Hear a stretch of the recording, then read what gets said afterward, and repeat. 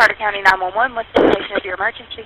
Elizabethton Airport, I've had an airplane run off the runway. I need you to roll everything you can. Okay, it's run off the runway? It's on fire. A jet. It's on fire? Yes, ma'am. Okay. What's the address there, 415? 415 Highway 91. Is anybody in there? Yes. Okay. Who all's in there? How many people? I don't know. This 911 recording was made August 15, 2019, just after well-known NASCAR driver Dale Earnhardt Jr. was involved in a fiery jet crash, along with his wife, 15-month-old daughter, 2 pilots, and a dog. Thankfully, all escaped with only minor injuries. Disasters come in all shapes and sizes. Some, like this 5-person plane crash, are fairly small and quickly dealt with. Others, like pandemics, terrorism, or massive natural disasters, may take many months or even years to complete the recovery process. When Hurricane Katrina struck New Orleans in 2005, 88 healthcare facilities were damaged or destroyed. Emergency preparedness was still a brand new field back then, and disaster planning wasn't a requirement. So do you know how many New Orleans hospitals evacuated ahead of Hurricane Katrina? 0. And tragically, 215 hospital and nursing home patients died. In 2011, an EF5 tornado struck the city of Joplin, Missouri, causing catastrophic devastation. 6 of the deaths were in the hospital. 1 was from an unknown cause, and the other 5 were patients on ventilators. When the tornado hit, it sucked up the main generator, and the backup generator malfunctioned. Critically injured people still poured in, trying to access the damaged facility. The staff did as well as they could under terrible pressure, having barely extricated themselves from the rubble. Ultimately, the building couldn't be salvaged. It was demolished, and a new, stronger hospital built in a different spot. Because of disasters like Katrina, Superstorm Sandy, and the tornado in Joplin, as well as their impact on unprepared healthcare facilities, CMS, the Centers for Medicare and Medicaid Services, made a new rule requiring healthcare facilities to have an emergency preparedness program meeting specific guidelines and have the whole thing up and running by 2017. Technically, this wasn't a totally new rule, since the Joint Commission, federal government, and other agencies already had requirements in place, but there wasn't a lot of enforcement going on. When CMS stepped in with their emergency preparedness rule, it became a part of our survey process. A vital component of this rule is staff training.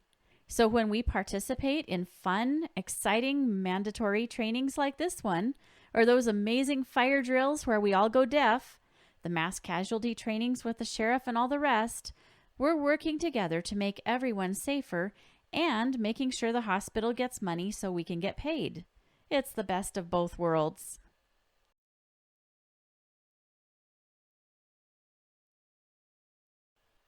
Emergency preparedness has 4 main parts. Mitigation is where we try to minimize our risk of disasters long before they happen. For example, after earthquakes caused widespread structural damage in California, including a number of hospitals, officials worked to mitigate future damage by retrofitting and strengthening the remaining buildings. They also increased the requirements for new construction to make everything stronger. Part 2 is preparedness. This happens before there is a disaster. It includes wide-scale planning and preparation all the way down to you personally making sure you have medications, batteries, food, and water on hand in case of a storm.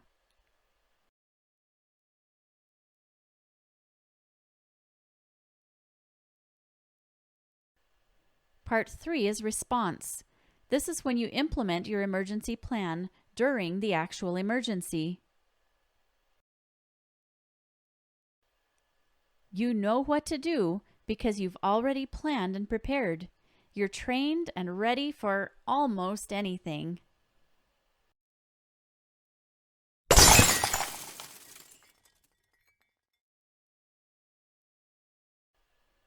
Part 4 is recovery.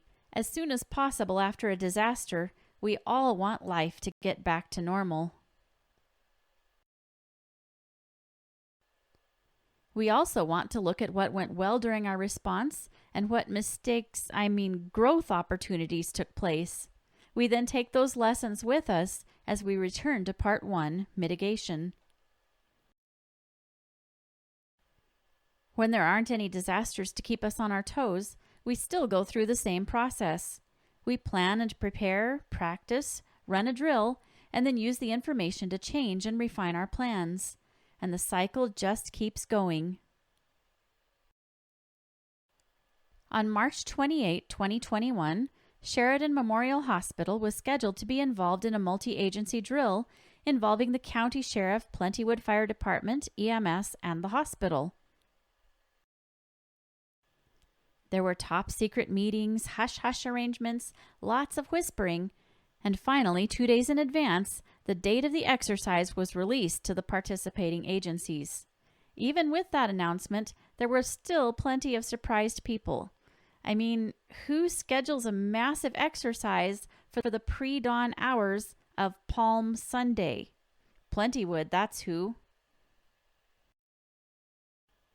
During the mitigation phase, each agency decided what their training focus would be. Someone asked me once, why is it always a car crash and shooting?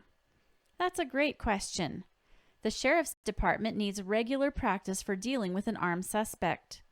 The fire department needs extrication practice. EMS can always use training on multi-casualty incidents. And for the hospital, we chose to focus on activating the hospital's incident command system. During the planning phase, for several weeks before the training, each agency trained its employees and prepared them for the event. SMH sent emails about hospital activations and made sure the needed information would be available at each nurse's station before the drill. Then came the response phase. Dispatch initiated the event with a report of a robbery at Come and Go and sent the deputies to look for the suspect. Of course, there was a high-speed chase, and of course it ended badly down at the bump and run track. Since the fire department says go big or go home, it turned into a double car crash rollover with side-by-side extrications and lots of patients everywhere. And because the fire department also says go really big or go home, one of the patients could only speak German. She kept screaming throughout the incident just to add a little extra realism. The rogue gunman was critically injured during his shootout with the deputies. Once the scene was secure, fire and EMS were brought in to begin the rescue efforts. Altogether, there were 4 patients, including the gunman.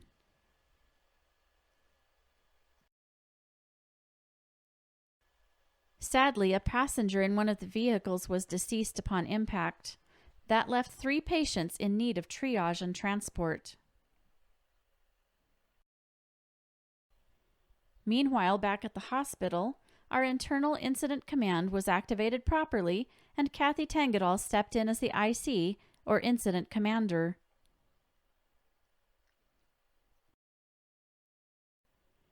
As the reports came in from EMS, the hospital prepared to receive the influx of patients. Additional staff arrived, dragged from their weary beds at sunrise, on a holiday. The effort was truly heroic. One by one, the patients arrived at the hospital. The gunman stayed in the custody of law enforcement. He and the other critical patient were ready to be flown out when the exercise concluded. In a surprise finish, when the German-speaking patient came in, Dr. Kerr began questioning her in fluent German. Had a staff member not been available to converse in another language, we would have used Avira, our communication system in the ER, to locate a translator. Last of all came the recovery phase. That's just a fancy way of saying there was a big mess and everyone worked together to clean it up. At the very, very end, there was a meeting to talk over what worked well, what needed improvement, and what lessons would be carried into the planning for the next event. Which, let's be honest, will probably be a shootout with a vehicle accident.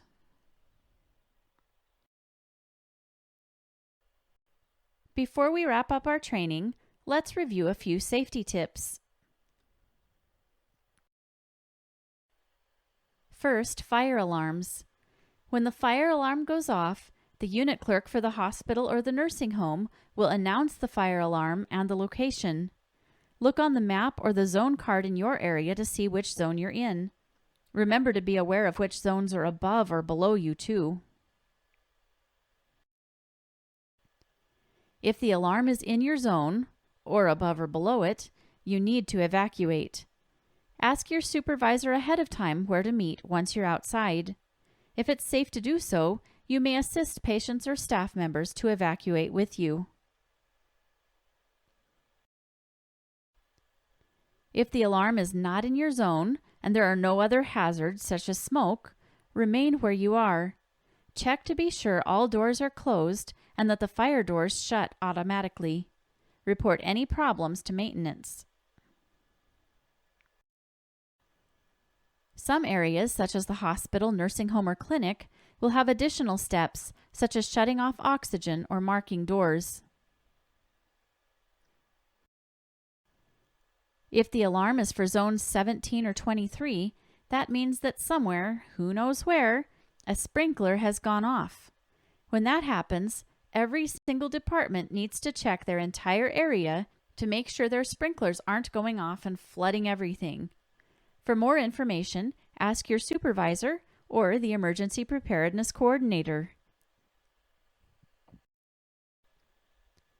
Facility security is another important issue.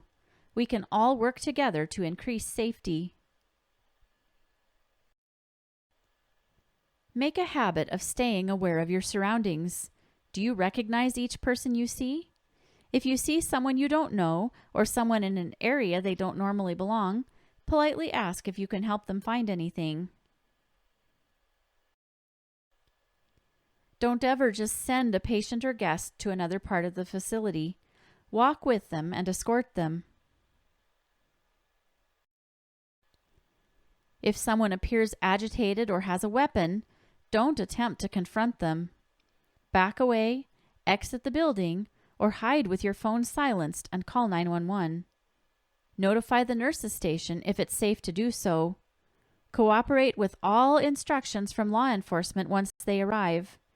If the person is still outside, don't let them in. Initiate a lockdown and notify your supervisor so further action can be taken. Remember that if you're ever in a situation where you can't safely call 911, you can still text them.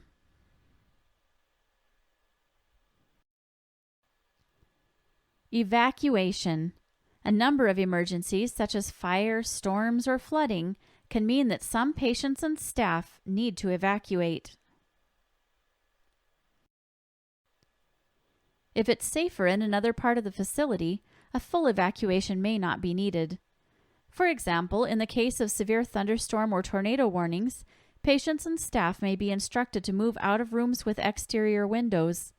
This could mean hallways, interior rooms, or even basement rooms. In the unlikely event of a full evacuation, the bus and even several ambulances may be called to assist in moving the patients off-site.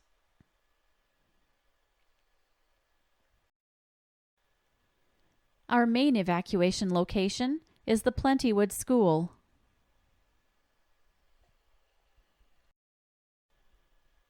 If that isn't available, the Civic Center would be the next choice.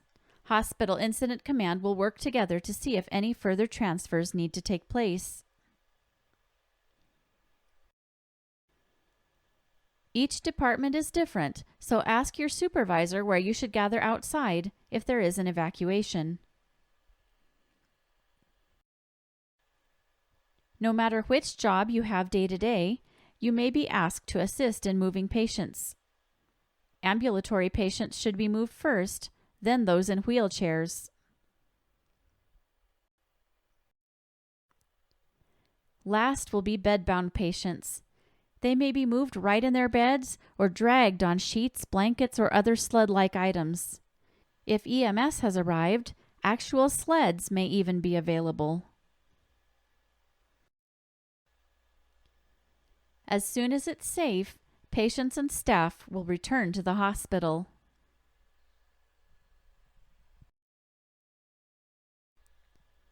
One final safety tip. Safety begins with you.